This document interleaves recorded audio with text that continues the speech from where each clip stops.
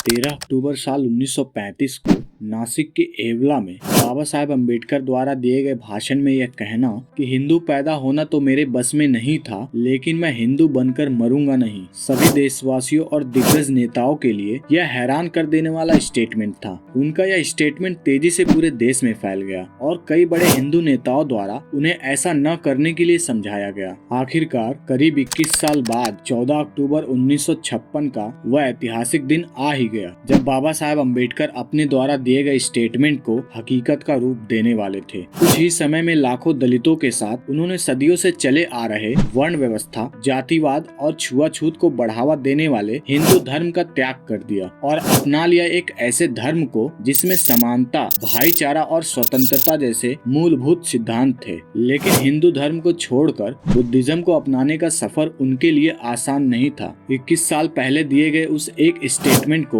हकीकत का रूप देने के लिए बाबा साहेब को इतना वक्त कैसे लग गया, यह सवाल काफी लोगों के मन में है। वहीं शुरुआत में तो उनका झुकाव इस्लाम की ओर था, फिर ऐसा क्या हुआ कि उन्होंने इसे भी नकार दिया और बौद्ध धर्म अपनाया, तो उसके लिए नागपुर को ही क्यों चुना? हिंदू धर्म का त्याग करने के बाद वे बिना धर्म के क्यों नहीं रहे? और सबसे बड़ा प्रश्न यह है कि उन्होंने बौद्ध धर्म ही क्यों अपनाया? इन सारे प्रश्नों के जवाब जानेंगे आज के इस वीडियो में, तो चलिए बिना समय गवाए इस वीडियो को शुरू करते हैं। दोस्तों, हिंदू धर्म एक ऐसा धर्म है जिसमें जातिवाद, भेदभाव, छुआछूत और असमानता कूट कूट कर भरा है। इस धर्म में वर्ण व्यवस्था के अनुसार सबसे निचले पायदान पर आने वाले अनटचेबल सदियों से समाज के अपर कास्ट लोगों द्वारा किए जा रहे भेदभाव, छुआछूत जैसी चीजों को झेलते आ रहे थे और यहाँ तक कि आजादी के बाद भी झेल रहे हैं, जिसे कोई भी नहीं झुठला सकता। जी हाँ, बिल्कुल सही सुना आपने। और जब डॉक्टर अम्बेडकर का इस वर्ग में जन्म हुआ, तब छोटी सी उम्र से उन्हें भी इन सभी कुरीतियों को झेलना पड़ा। हालांकि इसके बावजूद वे संघर्ष के रास्ते से नहीं हटे और उन्होंने खूब पढ़ाई लिखाई किया। आप इसी बात से यह अंदाजा लगा सकते हैं कि उस समय कितनी असमानता रही होगी कि वे अपने समाज के पहले ऐसे शख्स बने जिसने 10वीं तक की पढ़ाई पूरी की थी। खैर, वे वहीं नहीं रुके और विदेशों में भी जाकर एजुकेशन हासिल किया। वे इस बात को समझ चुके थे कि शिक्षा ही एक ऐसा रास्ता है जिससे वे खुद का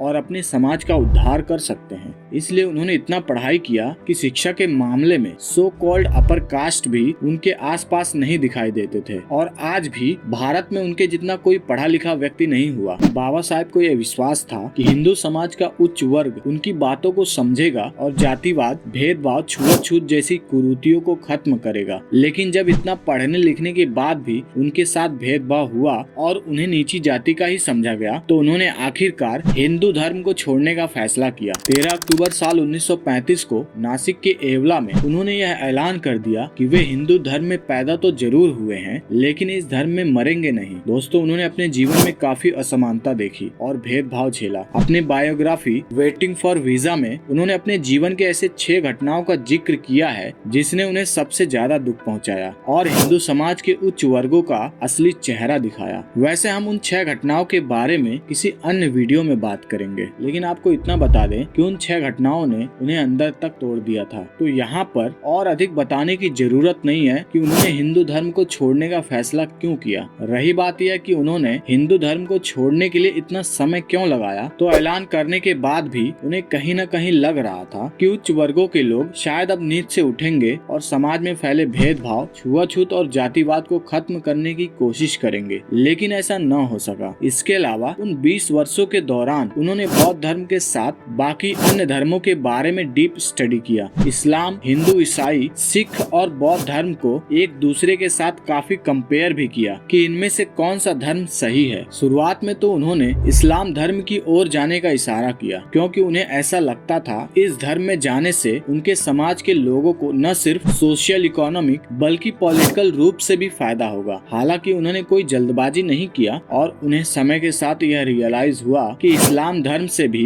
उनके समाज का उद्धार नहीं हो सकता। इस्लाम धर्म को न अपनाने का मेन रीजन शायद यह हो सकता है कि वे नहीं चाहते होंगे कि उनके लोग ब्लाइंड फेथ यानी अंधविश्वास को फॉलो करें। साथ ही इस्लाम में हिंदू धर्म से कन्वर्ट हुए मुस्लिमों द्वारा उनके लोगों को डिस्क्रिमिनेशन यानी भेदभाव का सामना करना पड़े। दोस्तों, कुछ लोगों के बीच यह मिसकंसेप्शन है कि बाबा साहेब ने बुद्धिज्म में कन्वर्ट होने के लिए नागपुर को इसलिए चुना क्योंकि वहाँ आरएसएस का हेडक्वार्टर है, लेकिन सच कुछ और ही है और वो सच सच यह है कि नागपुर में नाग लोग रहा करते थे जिन्होंने पूरे देश में बुद्धिज्म का प्रचार प्रसार किया था और वे आर्यों के विरोधी भी थे। उन पर आर्यों ने काफी अत्याचार किया था जिसका जिक्र पुराणों में मिलता है। उनके नाम पर ही नागपुर शहर का नाम पड़ा। इन सभी कारणों से उन्होंने बुद्धिज्म में कन्वर्ट होने के लिए नागपुर को चुना। वहीं पर बाबा साहेब हिंदू धर्म का त्याग करने के बाद बिना धर्म के इसलिए नहीं रहे क्योंकि उनका मानना था कि समाज को सही रास्ता दिखाने और उस पर चलने के लिए धर्म की जरूरत पड़ती है। वैसे उन्होंने धर्म शब्द की एक अलग तरीके से व्याख्या की है जिसका जिक्र हम किसी अन्य वीडियो में करेंगे। उनके अनुसार लोग धर्म के लिए नहीं बल्कि धर्म लोगों के लिए होना चाहिए। अब आते हैं आखिरी प्रश्न पर कि उन्होंने बौद्ध धर्म ही क्यों अपनाया। तो दोस्तों इसके बारे में उन्होंने काफी डिटेल में समझाया है। Buddha and future of his religion के अनुसार उन्होंने ईसा मसीह और पैगंबर मोहम्मद के साथ बुद्ध की तुलना करते हुए कहा है कि बुद्ध ने कभी मुक्तिदाता होने का दावा नहीं किया और न ही वे कोई परमेश्वर थे, जबकि ईसा मसीह ने खुद को सेफ रखते हुए इस कंडीशन को सामने रखा है कि अगर किसी को मुक्ति चाहिए तो उसे उन्हें ईश्वर का बेटा मानना ही पड़ेगा। वहीं मोहम्मद ने खुद को पैगंबर होने का दावा किया और उन्हें पैगंबर के रूप में बिना स्वीकार किए मोक्ष नहीं प्राप्त किया जा सकता। अम्बेडकर ने कृष्ण को भी बुद्ध के साथ कंपेयर किया। उन्होंने कहा कि ईसा मसीह और पैगंबर मोहम्मद के विपरीत कृष्ण और आगे चले गए। उन्होंने खुद को परमेश्वर होने का दावा किया जो भगवान से भी ऊपर होता है, यानी कि देवों के भी देव, जबकि बुद्ध ने खुद को सुद्धोधन और महामाया के पुत्र के रूप में दर्शाया है और इसमें अपना महत्व बताकर अपने धर्म में अपनी जगह सुरक्षित नहीं किया है। बुद्ध ने कहा है कि मुक्ति के लिए वह सिर्फ एक मार्गदाता है, लेकिन व्यक्ति को अपने जीवन का चुनाव खुद ही करना होगा। वे मार्गदाता हैं, मुक्तिदाता नहीं। जबकि ईसा मसीह और पैगंबर मोहम्मद ने खुद को मोक्षदाता कहा है। बुद्ध ने खुद को कभी भगवान का मैसेंजर होने का भी दावा नहीं किया। अम्बेडकर कहते हैं कि ईश्वर के अस्तित्व में विश्वास करना बुद्धिज्म का हिस्सा नहीं है और न ही बुद्ध ने कभी आत्मा को माना। दोस्तों इसके अलावा बुद्ध ने कहा कि उनका धर्म तर्क और अनुभव पर आधारित है। उन्होंने कहा कि उनकी शिक्षा को केवल इसलिए सही और जरूरी नहीं समझना चाहिए क्योंकि उसे मैंने कहा है। जब तक मेरी बातें तर्क की कसौटी पर न खरा उतरे तब तक उन्हें नहीं मानना चाहिए। समय के अनुसार अगर मेरी शिक्षाएं सटीक न मालूम पड़ती हो तो मेरे अनुयायी उनमें सुधार कर सकते हैं और उनमें से जो उचित न लगे उसे निकाल भी सकते हैं।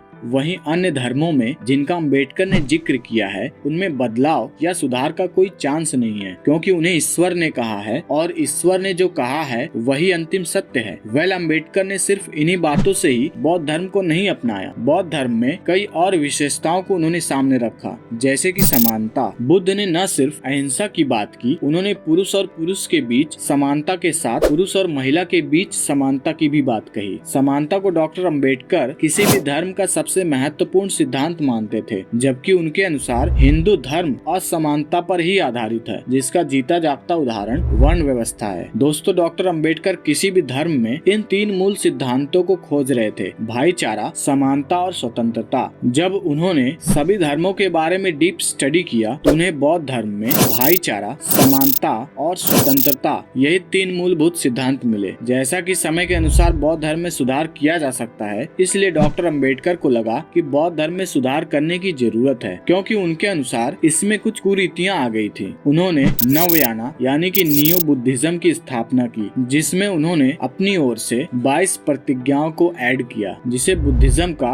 मॉडर्न रीइंटरप्रिटेशन कहा जाता है। इसे अम्बेडकराइट बुद्धिज्म भी कहा जाता है। तो अगर किसी को यह डाउट है कि अम्बेडकरवाद और बुद्धवाद दोनों अलग चीजें हैं तो उस व्यक्ति को या तो कुछ पता नहीं है या फिर वह लोगों को गुमराह कर रहा है। वैसे कैसे लगा यह वीडियो कमेंट करके अपनी राय जरूर दें और अगर हमसे कोई बात छूट गई हो तो उसे भी बताएं। बाकी उम्मीद करते हैं कि आपको द रियल हिस्ट्री की यह वीडियो पसंद आई होगी। वीडियो अच्छी और इन्फॉर्मेटिव लगी हो तो इसे लाइक और लोगों के बीच अवेयरनेस फैलाने के लिए शेयर जरूर करें। साथ ही हमारे काम को सपोर्ट करने के लिए इस चैनल को सब्सक्राइब भी करें। धन्यवाद।